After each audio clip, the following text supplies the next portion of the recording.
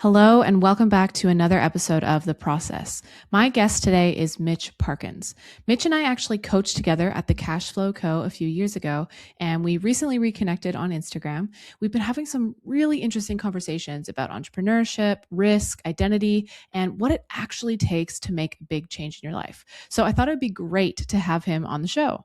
Mitch has an extensive background in marketing where he built a career driving behavior change at scale. And now he's the founder of the Longevity Games, which is a team-based health competition based around longevity health metrics. This was an awesome conversation, and I cannot wait for you to hear it. So let's dive in. Hey, Mitch, welcome to The Process. I am so excited to have you here. Hello, Brooke. It is so exciting to be here with you. This is very cool. I'm loving what you're doing, so it's an absolute pleasure to be here. Oh, thank you. I appreciate that. I am really excited to have this conversation. And for those of you that don't know, Mitch and I actually used to work together as coaches under Terry Condon at the Cash Flow Co., which was, I think I could say, a life-changing experience for both of us.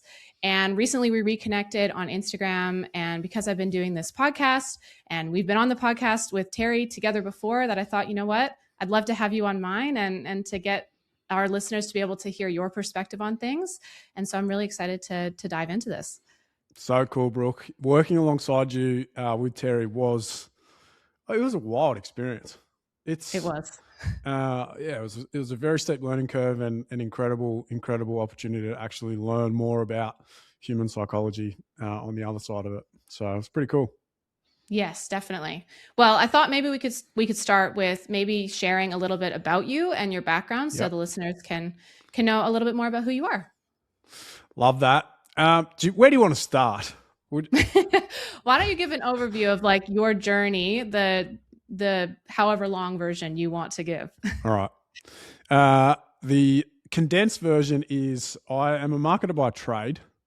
So I spent the better part of 2 decades in senior marketing roles, influencing behavior, scaling brands, and what marketers like to say is influencing and shaping culture, driving behavior change, ultimately changing the way in which people consume or view or interact with brands.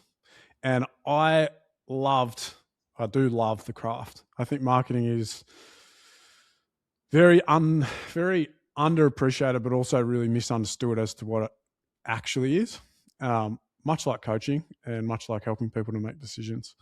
But it was an incredible experience to scale businesses and brands and myself and teams and just get stuck in.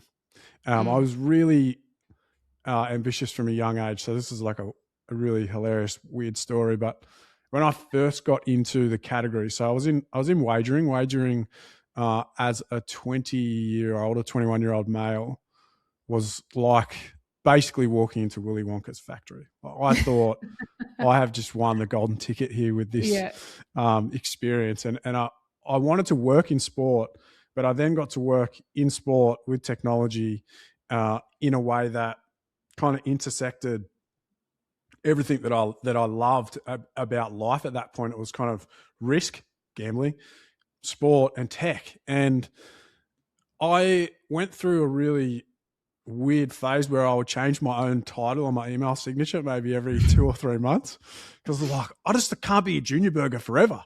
And I'd make up these titles and I'd change them and people would notice. Only a few people would call me out and say stuff. But eventually, I was only 21 or 22, and I actually did get a good opportunity. They gave me the Australian country manager job after being appointed the CRM manager, and I just had this trajectory that, looking back on it now, was ridiculous, really unusual, and I was just in the right place at the right time. Obviously, I was driven, and I knew about sport and I knew about betting, so it was a real kind of sweet spot for me. And fast forward many years, I worked within that category for a really long time. As you do, you kind of progressively get more senior and more responsible. And as that happened, fatherhood comes along. Your values also change. The way you kind of see yourself in the world changes. and I had this role or roles where my life just got to this point where I was kind of I was in just drift mode, Mm. really. Like I was ticking all the external boxes, and I was definitely ticking the in air commas like the success box. Just like more pay rises, more bonuses, whatever. The highest performance brackets, awesome. Let's keep going. Let's go. But I wasn't at that point really aware that that was kind of the only way I was actually measuring the success of my life. It was just this kind of relentless pursuit of just get to the next title, get to the next bonus, and rinse and repeat. Yeah. And that kind of saw me get to a point where, I was on 6 a.m. flights to Melbourne on Monday morning. Sometimes I'd get into the gym as soon as that airplane touched down. That was always my intention. Monday night would end up being, out. Tuesday would maybe get in the gym. If I did, really crappy sleep from a hotel after a crappy sleep on Sunday with that whole 6 a.m. flight anxiety. And then I'd be back in Sydney in at studios really, really late, like towards midnight, Thursday, Friday night, in a studio again on the weekend. And, my sleep and just my kind of grind through life got to a point where it was clear that I was actually just repeating the patterns of my past. I watched my dad work like just incredibly hard, but not necessarily rewarded for it or paid, or he certainly paid for it with his health. He would do everything he could to support the family, but that often meant night shifts, taking us to swimming at 5 o'clock in the morning after he just got home at 3 a.m. And this kind of cycle of just smash yourself to get it done kind of caught up. And I realized that if I don't make some serious changes with my life, all of the genetic predispositions that I have, which when I look at my grandparents aren't great, that's exactly where I'm going to end up. And I got to a place where my health was rubbish. And I, as a kid, was an athlete. Like I loved sport. I was very athletic and I loved to train. And even throughout all this kind of journey, I was still training, but I got to a place where my health was shot. And I realized, why am I actively killing myself? Like, why am I treating myself like I don't matter? Why am I, what is this about? And I had to ask myself some pretty hard questions and take a look in the mirror and reconfigure my whole life. And that's what I've been doing ever since. So from that kind of really big awareness and rumbling and having 2 kids, and obviously I didn't have them, but I was heavily involved. I realized I really couldn't stand up and be the example to my kids of someone that has high agency over their life, that cares for themselves, that really wants to make a difference in the world and leave a legacy for them. I had to really dig in and make some pretty big changes, and it was pretty uncomfortable, to be honest. But I look back at photos of that, of kind of my early to mid 30s, or even like up to a few years ago, and I can't actually recognize that person. And there's levels of a bit of shame and a bit of just confusion as to how I kind of drifted to that position. But I've since turned this thing. I've done a Charlie Munger, and I've really tried to invert this problem, Brooke. Which you'll appreciate. I think a lot of people, the cost of their success is their health, and I am living the proof that actually your success can come through your health. And that's really what this is now about for me. I've ultimately, have you heard of Ikigai? Yes. Yeah. So the Japanese concept of ultimately your purpose, your meaning for life, what kind of gets you out of bed. I learned of this concept through the Marketing Academy, I don't know, 8 years ago or 9 years ago. It is profound. And anyone that hasn't spent time or kind of feels a bit like this whole grind thing, what is this? Go and have a look at that model, what the world needs, what you're good at, what you can make good money doing, and ultimately what you enjoy doing. When you can align that Venn diagram, life changes in a hurry. But it doesn't all, it's a journey. And I'd say I'm still actively making that happen, but having a lot of fun doing it. I don't know what you want to pick up on, Brooke, but that was amazing. Didn't even talk about traveling around Australia. That was fun too. That was really fun. I mean, I think that was part of it, right? That kind of happened in the middle of all of that was that you decided, I'm done chasing the money and I need to start chasing the experience of, and that's kind of where we met, was around the time that you were deciding to go on this trip around Australia, where you had shifted your mindset around money. And that's how we kind of came together when we were both working with Terry. But I love that trajectory of getting into the career and doing all the work and working your ass off to get more money, thinking that is the metric that means that you've done it. You've hit the mark. I think for me, it was similar, slightly different vein, but very similar in that I was told throughout my whole childhood, like, you are very smart, so you need to go after some sort of master's degree and you need to get a really good career. And then once you have the career, you just stay in that career and then you do really well.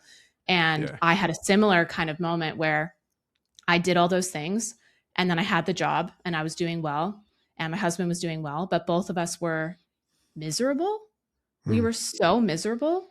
And I realized for me that all of these things that I had been told to do, I had done because someone else had told me this is what you should do because you're smart. And because you're smart, you should be in university and you should be getting all of this education. And I don't regret the education because it was obviously really helpful, but I had a similar kind of transformative journey of, hang on, what am I actually chasing right now? And how long am I going to chase this in, like, at the cost of, my mental health? I mean, I would say my physical health, actually, it did suffer as well, because I had spent all of my childhood and early adult years in jobs where I was moving. So I was on my feet. I was working as a counselor for adults with disabilities. I was working in a catering kitchen. I was working at a place for children with disabilities. So I was always on my feet, moving around. And then I got into this job as a speech pathologist, and all of a sudden I'm sitting at my desk all the time. And then I put on a bunch of weight and I was like, whoa, what's happening? And then my mental health is going down. And it took some really deep reflection and that feeling of being very uncomfortable and looking in the mirror and going, actually, you are the only person that can change that. And if you keep outsourcing all of your power to other people and listening to what other people say is the best for you, then where are you going to be in 10 years time? I mean, I would say you're going to be in an even worse place than you are right now. And so I can relate to your journey. They're not the same, but I can hear a lot of similarities in that. So it's really cool to hear how you have gone through all that, and knowing that now what you're doing with this Ikigai, that you're really channeling all of those things and not worrying about needing to optimize for money, and just knowing that if I optimize for what I actually love and what I'm good at and what brings me joy, then the rest of it's going to take care of itself. Yeah. It's I think the inflection point for me just came at a time where lots of things shifted in my life. Like, I lost a really good mate, lost a role, and then had the beautiful experience of welcoming my first son into the world. And I think the collision of those things kind of happening all within the space of months, really, just gave me this real opportunity to just zoom out and just be like, you have been running so hard, so fast for so long. What do you actually want? What is this actually about? And that's when the regret minimization approach kind of came into life. And that's when it was like, all right, we got to do this trip because we've wanted to travel around Australia for, at that point it was 7 years, and Coop was starting school in just over a year, and we realized we've got to actually, if we say these things are important to us, we've got to press go. We've got to make some decisions, and Mm-hmm. decision making isn't always easy.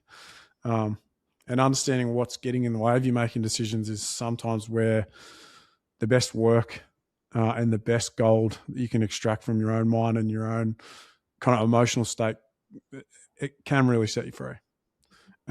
Yeah, So yeah, decisions are a gift. They're not something to fear.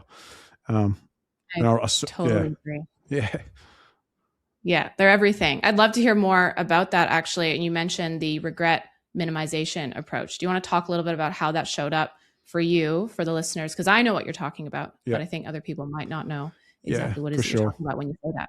for sure. So, um, I'll zoom out because the regret minimization framework really hit me off the back of an exercise that I'd done from a leadership perspective, and that was, it was writing a eulogy for myself, but Mm. it was also writing a message on the tombstone about my life to that point.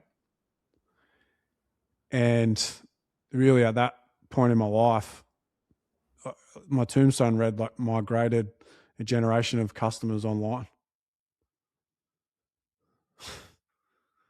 And and I was like, is that it? Is that, I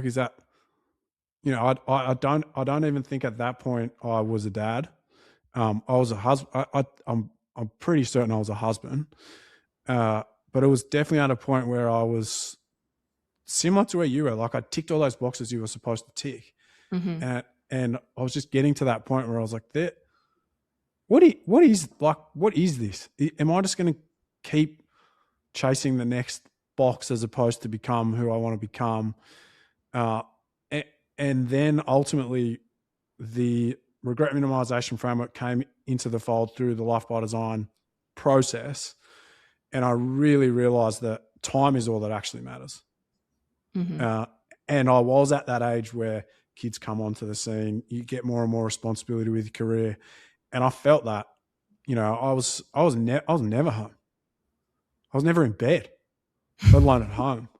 Um, so I was like, okay, time is actually that's what matters. That's what I need to be optimizing for. And how am I using my time? Okay, well, I'm using it in ways that if I keep doing, I'm going to regret. And then it was, what are the things I'm going to regret in the future if I don't start doing them now? And the biggest one was starting my own business, actually getting leverage for myself. As a marketer, you do a brilliant job of increasing company valuations and revenues to the moon. And it's this endless pursuit. And then when you are made redundant or something happens to how you're earning that money, you've got this long trajectory of all this success, and suddenly that shifts overnight, and you realize, oh, I don't actually have any leverage outside of things that are over here or there. Like, my career's compounding, my skills are compounding, but where's my leverage in business? Like, okay, that's got to change. How do I Mm. do that? And then it was, we have to go and do this trip, because the formation of our family for us is priority number one.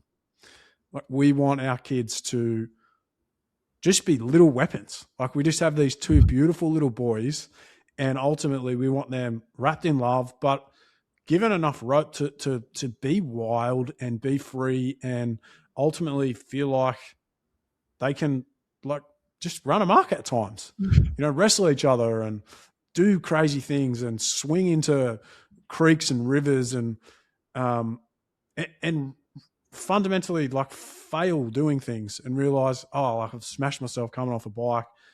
I'm just going to keep getting up, keep getting up, keep getting up. So prioritizing that time with them while they are kids, I was like, we only get one shot at being parents to kids that are Yeah. under 5. And having a 6-year-old now and a 2-year-old, like, that time with Cooper's done. He's at school now. He's like in year 1, and those 5 years, they are so difficult. Like, the the expectations on both parents and trying to manage this thing and, manage the finances and make all this work is so difficult. But it's also just so precious and it goes so fast. I don't know if you felt this, but yeah, time for me since having Cooper, I honestly believe it's just going like 10 times faster, yeah, if not more. Like a year feels like a month. A season now feels like a week. It's just wild. And if you're not really intentional with, okay, like if I just close my eyes and just keep working, or if I don't carve out the time to be with the kids, it's over. You will regret that beyond belief. yeah. That to me is everything. Making sure that you can spend as much, not like people talk about quality time. I just think it's just making memories with your kids. Like it's an exercise in forming that connective tissue and helping them shape their identity and really just giving them a chance to experience the world as an adventure. And as a hard one sometimes, because we all know it's not, success isn't linear, and that development as young kids is just everything. So like wherever we can, prioritizing that time for us is everything. And I've been a bit reflective recently, Brooke, thinking about the trip, because I spent last year kind of gutted that it was over. Yeah. And since the start of this year, I've spent this year so grateful for the fact we did it, because it's just the best. It's the best. If you ever get that opportunity, I implore you to do it. It will be worth all the hardship and struggle and whatever new skills you have to do to get out there and ultimately experience an adventure. If you want one, go and learn it. It's all worth it. You will never ever regret it, but you will regret not doing it. Yeah.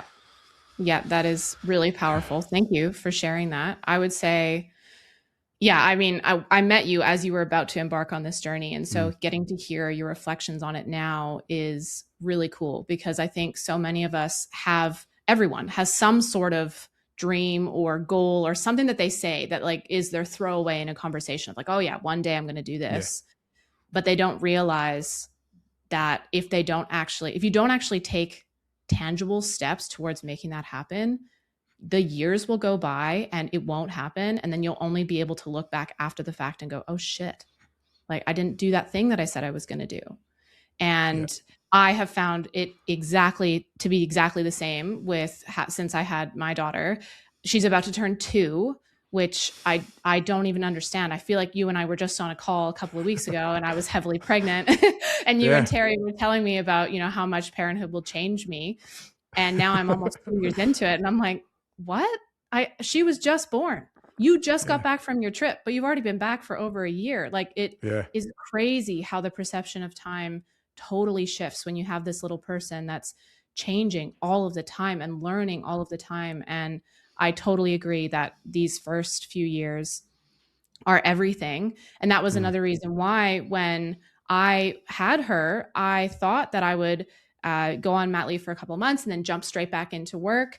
And once I had her, everything changed. And my whole perception of everything was like, oh, I don't know what I want anymore, but I know that everything comes after being with her and being her mom and spending time with her. And so then from there, that was where it took me about a year to kind of come out of the fog of postpartum. But once I did, I felt this intense fire in my belly that I was like, I cannot go back to being an employee. I can't, because if I do that, then what's going to happen to my life and what's going to happen to my relationship with my daughter? But it wasn't even just about that. It was about the fact that I now understand how precious time is. And if you have something that you want, you can't waste any time talking about it. You have to start doing it, and you have to just get over whatever it is in your head telling you that you need to be at a certain level. Like that's why I'm doing this podcast right now, is because I know that the only way that I'm going to get to the level I want to be at is by just starting and accepting that it's going to be whatever it is. It's going to be messy, and that's okay. Instead of doing what I normally would have done, which is, okay, how can I plan this out so that everything is perfect and like nothing's out of shape and everything is going to be, whatever. But if I were to do that, because I waited 3 years before I started this podcast because of that thinking. And now I have such a sense of clarity and drive that I have to do this. I have to build this business. I have to go after what I really want, because 20 years down the track, I want to be able to look back and say to my kids, yeah, I had this dream and I went for it. Not, yeah, I had this dream, but XYZ excuse of why it didn't happen. But I think that, it is really such a powerful shift when you have a child. It just gets rid of all the bullshit of the fear. I mean, the fear is still there, but for me, it's been incredibly eye-opening of, if I don't go after this now, well, it's going to be next year, next week, basically. So how much time am I willing to lose? How much regret am I willing to stack up before I finally get over myself and just do the thing, whatever it is? So I think I'm a few years behind you in terms of having that realization, but like, I totally get it. And I hope that is probably one of the main messages that I talk to, and the people that I work with is that we have these windows and we have to make the most of the window, because once it shuts, it's done. I have a bunch of friends who are right on the edge of having kids. Like, they either just got married or they're about to get married. They're talking about having kids. And I'm like, dude, what is it that you want to do before you have a kid? Because seriously, you have to do it now. You can't sit on it and wait, because yes, you can do stuff once you have a child as well. But if there's something that you want to do, just you and your husband, or just by yourself, like a trip, or you want to start your business, like starting it now before that window closes, because life changes so much when there are kids in the picture, and you can still do it. I mean, you and I are both examples of figuring it out after having kids. But for me, really paying attention to those windows and making the most of them while you have them is such a game changer. And it's just something that I don't think people really realize, because we don't really talk about it. It's just, do the tasks, go to school, or do whatever the trajectory that you have to do, and then just keep ticking away, keep going and going and going, and then wait until the end of your life and then look back and go, oh, shit. Yeah. So I did not want that to happen. No way. I actually have some questions for you on that.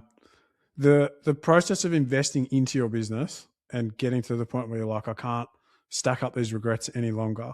Was there something that was really helpful for you to concede that it was an investment, and that maybe in the short term it meant more pain, or like pain to some respect, but you did it anyway?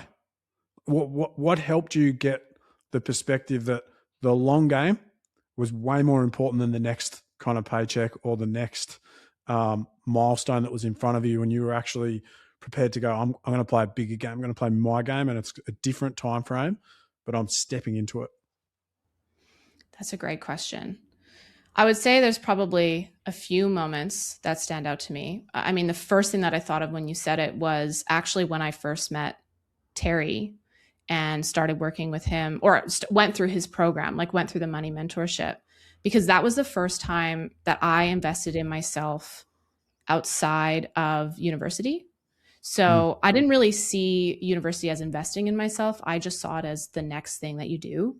I didn't really understand that it was about building my capital and my leverage as a person. When I met Terry, or when I started listening to his podcast, I started learning about that going to university doesn't make you top of the game. That's the end point.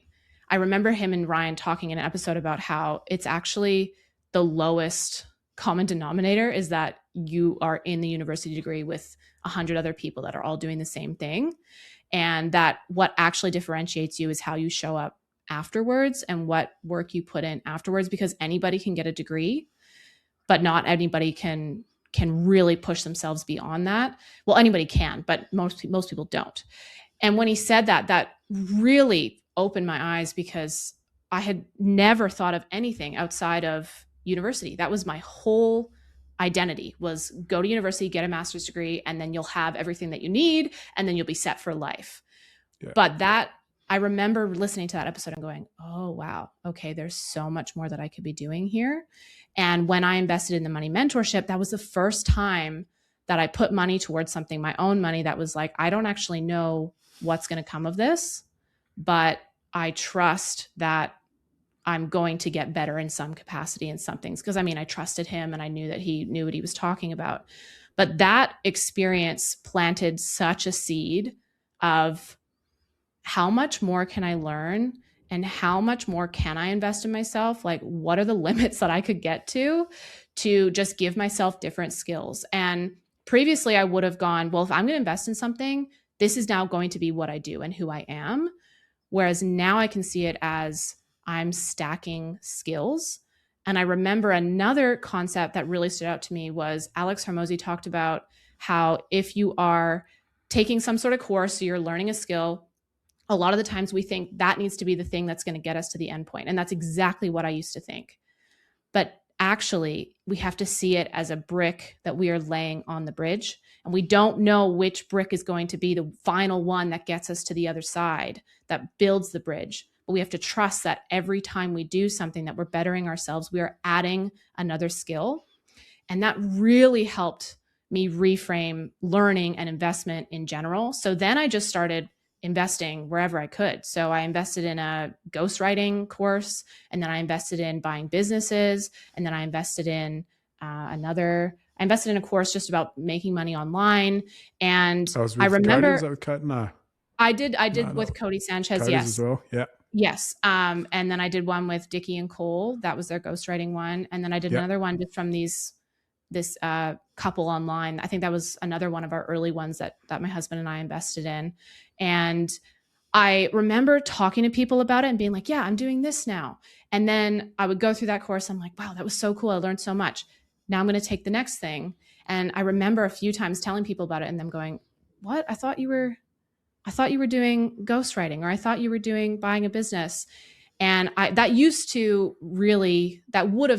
previous version of me would have gotten really in my head about that, because I would have been like, oh, well, yeah, I got to make that the thing. That's got to be the end point. But now I'm like, well, I learned incredible skills from the ghostwriting. It helped my copywriting immensely.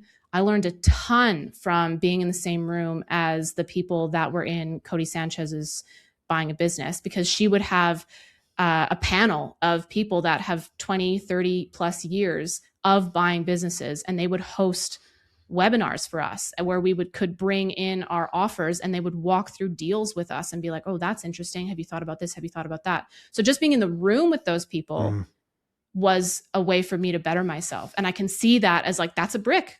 That was a brick. Yeah. And learning copywriting was a brick. And even in the copywriting course, I remember it was the first time that I had seen someone, all of their modules were just him using Loom, and then he just had Notion up and he just had notes. And all of his modules were him just talking to the camera as he went through his notes. Before that, I had never seen anyone present information other than on like a beautiful presentation, like a slide deck. Yeah. And that was even an eye-opening moment for me of like, oh, it doesn't have to look a certain way in order to be valuable. I got so much value from his teaching. And he just sat down, hit record, and was like, all right, I'm just going to talk through these notes. And so again, that's another brick that I'm like, okay, cool. I don't have to do things in a certain way in order to be valuable. And I think that's kind of that brick, I would say, has taken me to this point with this podcast of going, this actually works for me. And I don't have to listen to what other people did or, focus on what other people have done. I can just do what works for me and just go for it. Imagine if you had to value that insight. Yeah. Like if I literally asked you to put a monetary figure on that insight of, oh, I can actually just do this my way. It doesn't have to be shiny presentation. I can just be myself and I can let it roll.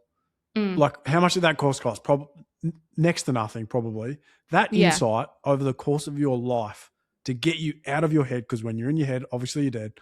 Yes. I shudder to think how much value that insight has actually brought to your life and will continue to bring to your life for perpetuity. So I love that analogy too. It's a good one from Alex. It's pretty bang on.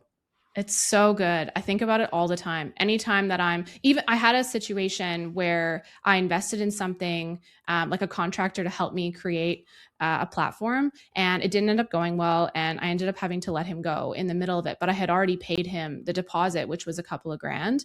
And Yeah. again, a previous version of me would have been like, oh my God, like I've lost so much money. Like, what am I supposed to do? I have to try and get it back. This time it happened and I was like, "Oh, okay. That was like an investment. That was that was what I needed to spend to learn that lesson. That I need to be more diligent in how I set up contracts when I hire someone." That didn't work Yeah. out. And I remember saying that to someone and they were like, "What? What do you mean?" But in my head I'm just thinking like that's a brick. I learned that lesson will never come up for me again because I have absolutely learned it. I understand now. I needed to go through that. And so I fully see that as an investment on how to show up better as a business owner and also as a person and how like as a leader. And so, yeah, I mean, this is a very long-winded way of answering your question, but that is essentially now I'm in a place where I'm like, give me anything you can to teach me something. And I'm just going to trust that it's going to be a brick on this bridge. And I'm just going to keep moving and keep acting. And these things are all eventually going to compile together in a way that I might not even be able to fathom right now. But I know because I've had so much evidence over the past few years that if I just keep doing it, I'm going to keep getting better, which means that the path will, present itself to me and I'm going to be ready for that opportunity when it does come. How have you found the faith to know that that path will come? I don't actually know. I mean, I feel like actually I do know. It's honestly because I have done it enough to get to this point where I have like that opportunity that I just spoke about where that happened with that contractor. I had a similar opportunity a few months earlier where I didn't trust my gut and then I ended Mm. up in a situation and then I had to pull myself out of it and I didn't quite learn the lesson. And then this example happened where this contractor I got, and I had a gut feeling as well that it wasn't going to be a good fit, but I went ahead with it. And then this time I was able to go, actually, no, that wasn't the right fit, and then act accordingly. And then once I got rid of that, something else happened that was even better that I was like, okay, so I need to go through that lesson so that I could get to this next part and then I would be able to act accordingly. So from those lessons of not being able to trust my gut, I got into a situation where I was on a sales call to do another program that was going to be another 10K, I believe. And I had a gut feeling that it wasn't going to be the right fit. And I said no on the Mm. call. I was like, unfortunately, I don't trust that this is going to be the right thing for me. And that was a big moment. And then 2 weeks Yeah. later, I was on another one. I had a gut feeling that it was the right thing. And I Mm. dropped $15,000 on the spot because I was like, yeah, Yeah. I'm ready. So Yeah. I have the faith because I can see the steps of every time that I have trusted myself and I have allowed myself to really tune into who I am and what I know to be true. It has worked out and it has rewarded me with some sort of better discernment or knowledge or skills. And so now I'm like, well, how much can I actually tap into this part of myself and really trust? And if I were to do that, what would actually happen? So this is Mm. me doing that and we'll see what happens. I don't know, but I I trust that love it's it. going to be good. I love it. I just think the process of becoming an investor, like, and Mm. seeing those decisions as investments and drilling in on the lessons, like that's where the real compounding magic happens. But to your point, you have to trust yourself and trust the process, right? hence Yeah. hence the name of this beautiful podcast. Because that's everything. I feel like that is everything. Yeah. And I think part of the process is being able to make the decision and also know that if you make the decision and the decision isn't right, you can change it. That was another thing that I think was a big unlock for me. And that came through working with you and Terry, actually, because a lot of what you guys were talking about back then was around making decisions and being able to just trust yourself and do it. And how every decision that you make, like you said, it's a gift.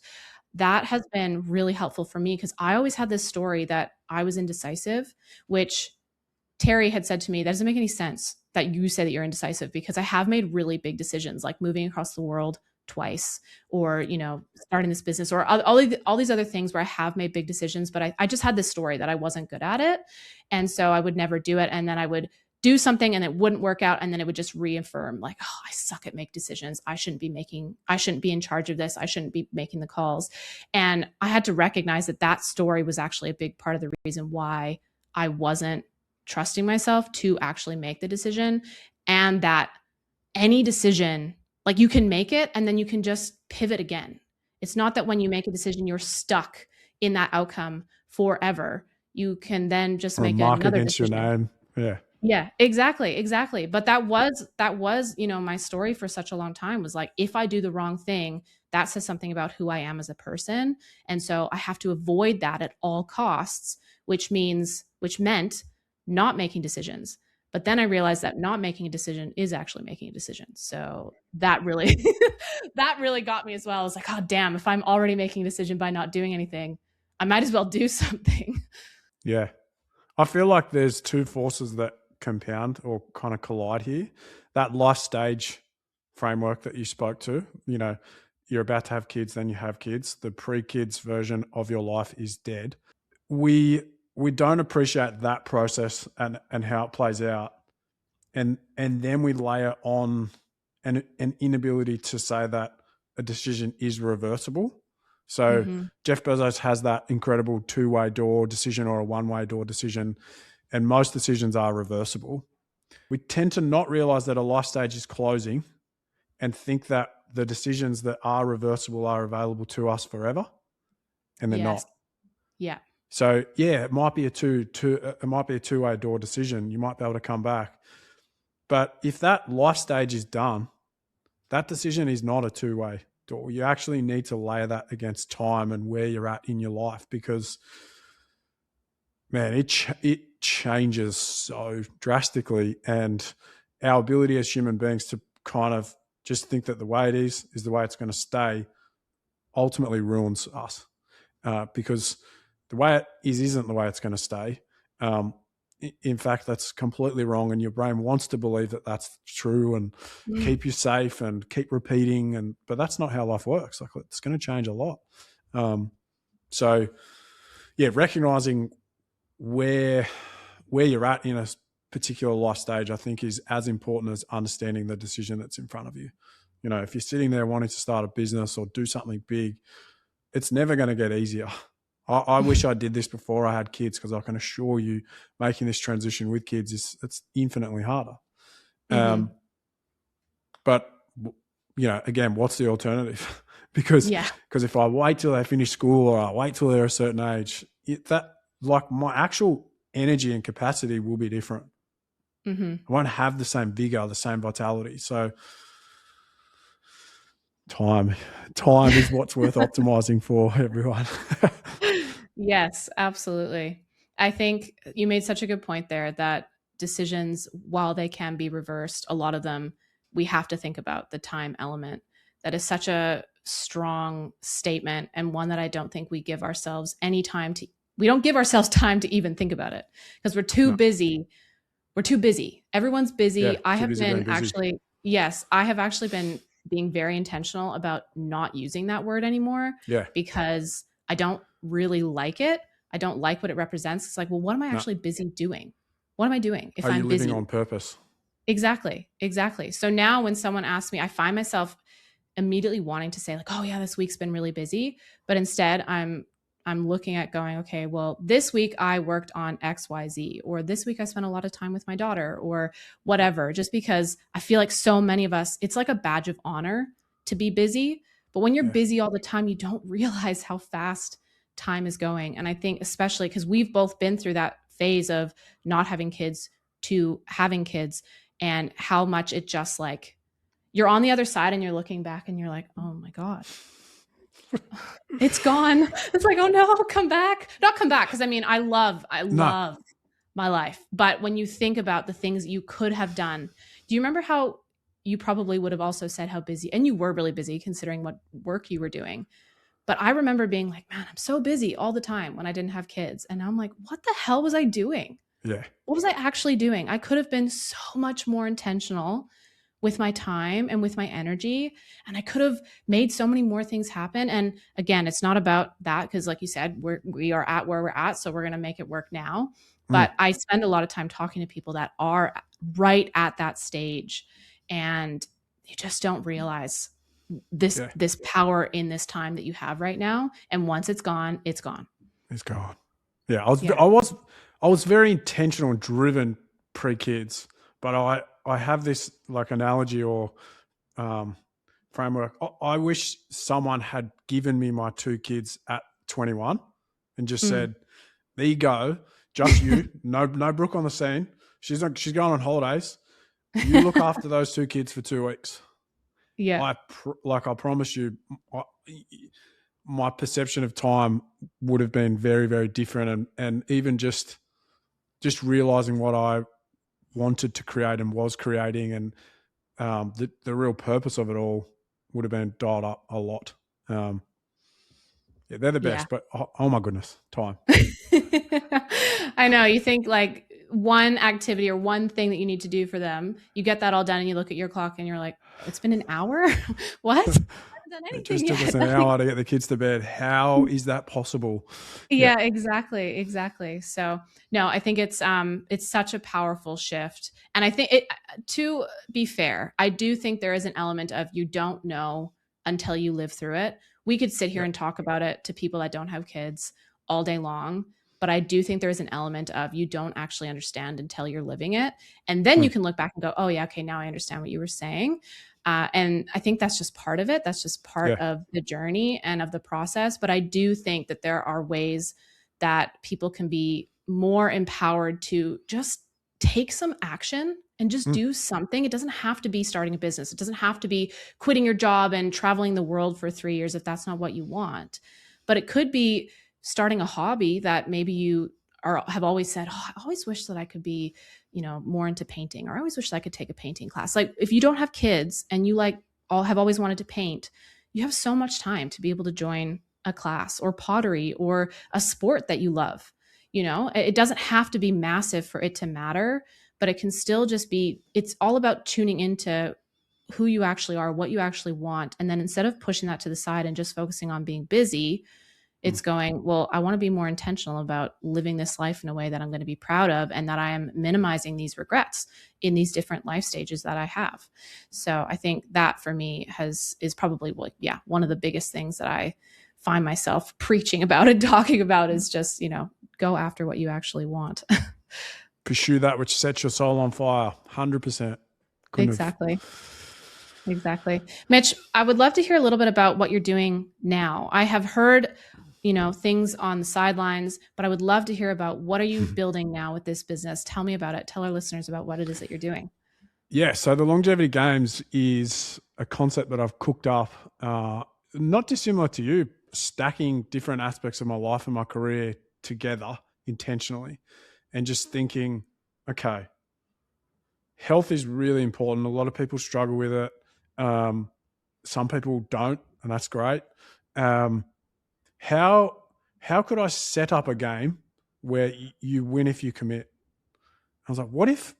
So I've worked in lottery, like prize homes and stuff for a period of time. I was like, what if we inverted that, put it against the Squid Games, except you don't die, you live longer. And what if we've made this about psychology? So we made this about identity. And what if this was about bringing people together and using gamification and social gravity to actually make it easier for people to become who they want to become? Because as you and I know, like the 5 people that are closest to you, the way they perceive you is often how you then live your life, confirming everyone else's perspective of you. So often when people want to get healthier or stay healthy or achieve hectic health outcomes, they don't realize that the forces that are pulling them back aren't necessarily their own discipline or it's psychology. So I was like, okay, all right, let's solve for this because this is fun. This can be a game. Now I'm still in kind of product market fit, but as a general rule, this is a gamified experience where people come together, they form a team, They compete as a team, but they also do compete for first prize within the team, but they only unlock the prizes as a group. And there's stakes to this. But really simply, VO2 max, which is like basically your ability to use oxygen. It's kind of a proxy measure for how fit are you, how much muscle mass do you have, which is really important, not in a bro sciencey way, in a like muscle just degrades with time. And if you're not really intentional with it, it literally just falls off your body. And that has massive ramifications for your health. Fat mass. So there's an optimal range. You don't want to be too lean, but carrying around heaps of adipose tissue, very disastrous for your health. And then strength. So grip strength, it's a proxy measure for how strong are you, but they're the things that matter for living a long, healthy, hectic life. And I kind of, my long-term vision is to be able to hike through the Larapinta Trail with my kids. And I know so I carried my boys through the Larapinta Trail, like both of them. And it was one of the most amazing, awe-inspiring experiences I've ever had. And it's stuck with me. Every day when I'm training, I'm doing things that I don't necessarily like. I'm training for the ability to have the capacity to do that in 35 years' time. And I know to do that, I'm going to need a hectic amount of capacity, more than I have right now, which is still a lot, but I'm still building that out. Just slightly sidetracked, but bring people together where we then use social gravity and gamification. So let's imagine Brooke buys into those metrics. You're like, yep, cool. Okay. I want to get fit, VO2 max. I want to build some muscle, reduce some fat, and increase my strength. Great. Which would be measured with a grip test. And you've got 5 other people that you're like, this matters to us too. And if we buy in as a team and do this together, we will change our social gravity. We'll do this together and we'll push through. There's stakes attached to it. There's stakes attached to each week. There's a score. I use that term loosely, but kind of like a Whoop recovery score, but more like a how did you show up score today. That is dynamically generated across the little inputs, like how did you sleep? Did you hit your protein target? Not did you move? Did you recover? Like just the fundamentals to good well-being. And then we have a little test each week. How many push-ups? How long can you hang? What's your hip to waist ratio measure? And all of this is housed within an app that all your friends that you're playing against and only them can see. So you're cheering each other on. You're helping each other in this journey. Like I've just done my 1K founders run, or I've just look at this epic kind of bit of food prep that I've done. This is going to sort me out for dinner or for lunch for the whole week. How good. The stuff that social media could be, but no one uses it in that way because it's so performative and so negative and so toxic. To ultimately help people just ingrain these behaviors and connect with other human beings in and around the things that matter to them. So one of the key initiatives here is the thinking mile. They have to do a thinking mile each day. It sounds like a lot, but it's like 1.6K walk, where I call Brooke and I say, I am struggling with A, B, and C. And it's not necessarily in and around health. It's I am struggling to get out of my head and do more podcasts. How have you managed to just pull the trigger and keep doing these things?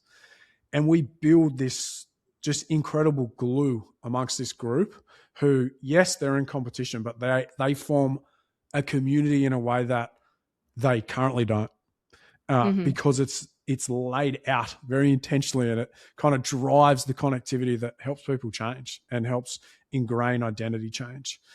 So yeah, longevity, the way I think about it is if you can do something for a week, you can do it for a month.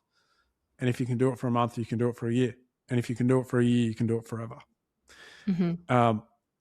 The motivation for health for me was like very intrinsic, and I got the initial kind of launch to the market wrong. And I set it up as like, okay, you're playing for this huge wad of money, and the only way you can kind of unlock it is to win. And if you win the whole thing, you win all of it. I'm like, that's like, I loved it because to me that's motivating, and but it was wrong. It was a very extrinsic motivation, and ultimately looking at my own journey, it's all intrinsic. Right.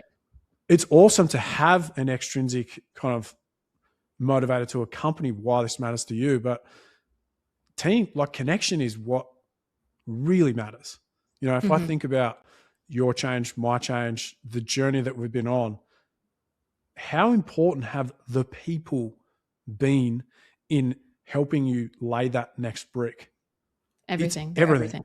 It's Yeah. everything, right? So the whole premise for me with the longevity games is just helping people lay bricks every single day to stack that wall that says, I'm a beast when it comes to my health. And I use the term like beast loosely. The goals would be in and around what's relevant to the group that wants to play. But obviously they're the main markers. So it's pretty good fun. Solving a massive problem, and it's got very different ways that I can point it. So I can help leadership teams that work within a specific organization. I can help groups of founders. I can help, groups of people that are kind of like-minded, or friendship circles, or maybe you are a circle that already trains together and is really healthy, but you want to take it to the next level. Great. It's my ikigai, and it's been really fun to just continue to accept that actually I just need to keep getting punched in the face. Yeah. Like, some of those bricks in that bridge are just like hearing people say that aspect of that sucks and you've got to let that go. And just being prepared to go, okay, why do they feel that way? That makes a lot of sense actually when I see it from their perspective. That has to change, and just continuing to kind of find the mark. Let the idea keep running, but get it to a point where the incredible tools that we now have available to us can build something that changes people's lives. And that's probably been the most exciting part of the last week for me, is just getting stuck into Google AI and pretending to be an app developer. I'm not technical, but the world in which we're living in now, it's profoundly different. And if you have a vision, the tools are there. There's no excuses now. So it's pretty cool. That is amazing. Does that make sense? Yeah, it makes sense. I can't wait to see it really come to life as you get more people. Once you said I could do groups of founders or leadership teams, I was like, oh, that's such a cool idea, because those people are probably in similar positions to where you were. They've worked their way up to the top of the ladder, and they've probably done so at the expense of their health. And they're probably at an age where they have maybe young kids or teenagers, and they're realizing, oh, wow, okay, if I don't do something, just like you realized, where am I going to be in 20 years time? Am I even going to be able to keep up with my kids when I have grandkids? So that's when you said that, it like all clicked into place of, oh yeah, that would be really amazing, because imagine how much that would actually benefit the business as well. If all of those people that are in the leadership team are focusing on their health, like, it's wild. I think we see it as so separate, like health is over here and business and success are over here, when in reality they are like this. And your health is like, you are like a walking billboard for your work, your business, your whatever. And so if you're not putting that at the forefront, then everything else is going to suffer. But if you are, and if you have a team that you're doing it all together, I can see how that could create a way stronger result, because everyone's bought in. It's not just one person that's going off to the gym every day, and then, they go for a few weeks and they're like, oh, this fucking sucks. And then they stop going, and then they lose that momentum. And then they have that story of, oh, well, I'm not very good at sticking to anything, so I'm just going to go back to what I was doing before. And then the identity doesn't change. And that's the core of what I do, is like, you can make changes and take different actions, but if you're not addressing the story that lives underneath and changing the identity and the language that you are using, it's not going to stick. So if you have a whole group of people and you are getting them to lean on each other and check in with each other and be honest with each other about, hey, this is what I'm struggling with, that creates, like you said, such a deep sense of connection amongst everyone, to then pull themselves all up. Like you said, that social gravity, like they're all going to start moving in that direction together Yep. because they're all holding each other accountable, and then their identities will start to change, and then everything else will start to change because you act from your identity. So if you're now becoming like, oh, I am someone who shows up, and I am someone who is working on my health, and I really care about this, and this is for me, like that intrinsic motivation, then all the actions are going to align with that because our Yeah. brain needs to be congruent with what we believe about ourselves. So I think it's amazing. I'm so excited for you. I'm so excited to see what comes of this. And I'm thinking like, Oh, thank you. who could I be on a team with? Who could I do 100%. this with?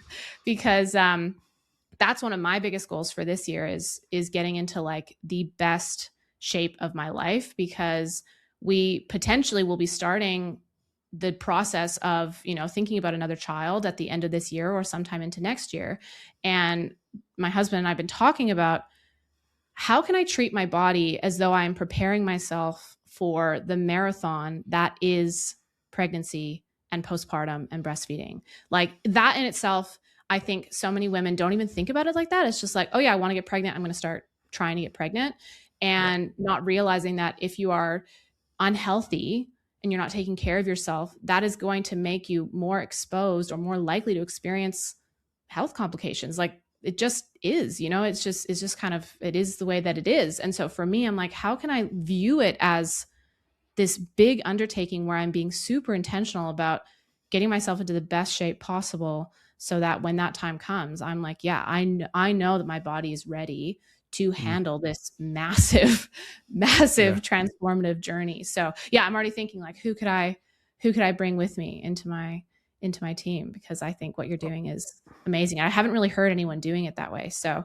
it's No, pretty cool. so it's solving it in a pretty unique and fun way that, to your point, like, um, looks at all the bricks, you know. Mm-hmm. I'm not in all trying to insinuate that I have even a skerrick of his talent, but Steve Jobs always spoke about kind of, you can't connect the dots necessarily looking forward. Mm. You can only see how they connect looking behind you. I was kind of like, what if you tried to? Mm. Because that, because you know, why can't you intentionally pull things together? You know, Mm-hmm. I've always, like, my training knowledge is like, my training IQ is very high. I've always trained, but to your point, the story that I was telling myself was that I wasn't worth being cared for. Mm. And it wasn't about my work conditions that got me to a point where my health was shit. It was the story I was telling myself about who I was. Um, Mm-hmm. and that's what kind of had to change. So I have literally just pulled on all of my skills as a marketer, all of my lived experience, all of the um, things that I think really matter in driving behavior change and ultimately just building high agency human beings. Mm. And I've tried to just package it up in the best way that I possibly can, so that this change just cements who you're becoming and then who you are at the end of it. Because, you know, I love that you're thinking about this time and getting ready for baby number 2, because, you know, we lost many kids in the process of trying to have our 2 kids. And at the time, you don't necessarily appreciate the fact that it's your health. Mm-hmm. You just think it's bad luck, or maybe there's something that's wrong with said sperm or said egg, or we'll just keep being unlucky, or we're not managing stress. But I've thought a lot about this, a lot, and my wife during this time. So I'm like the chef of our house, and I love food. And along my journey, Brooke lost, like, as a percentage, more weight than I did because of the Mm. crap that I was feeding her. And then I realized, oh, I'm equally responsible for her outcomes as she is, because I'm dishing up the food. And then kind of meta awareness looking back, I'm like, our kids are 4 years apart and we lost many beforehand for one very specific reason. That was the state of our health. It wasn't Mm-hmm. bad luck. Like, I'm sure that contributes to it. And, there's a plan, obviously, but I look at the statistics attached to fertility rates and where that's actually at, and I know how painful that journey is. I don't think people realize how simple it is to fix. And I don't think we're looking in the right places necessarily as human beings to fix that and make sure that, we don't have to endure what is some of the most awful gut wrenching experiences a human being goes through. So, yeah, I haven't reflected heaps on that, but it's real. Like, and the reality is, the metabolic state that you bring into pregnancies as human beings actually affect your kid forever. Yes. It's not merely can we get pregnant or can we give birth. It's like the quality of your health at the time of conception and during the entire pregnancy, that has an impact on your child forever. Mm-hmm. So if you're in your 30s and your hair started to fall out, and there's things that would suggest that I'm getting older, you probably need to get a sense of, am I actually getting older or am I just neglecting my health? Because I lost more hair from the age of 30 to 36 than I have from 36 to however old, like 39 in August. My hair stopped falling out. Interesting. Like what? Yeah. Yeah. And it's like, you can see, like, I don't have a massive head of hair or anything, but that thinning was like that basically when, at 36. It's not got any worse. Like, since I started managing my health, everything's changed about how I kind of show up in the world, but our health, we just don't realize how profound of an impact it actually has. Like, I'm rereading While We Sleep now by Matt Walker because that's my real challenged health pillar.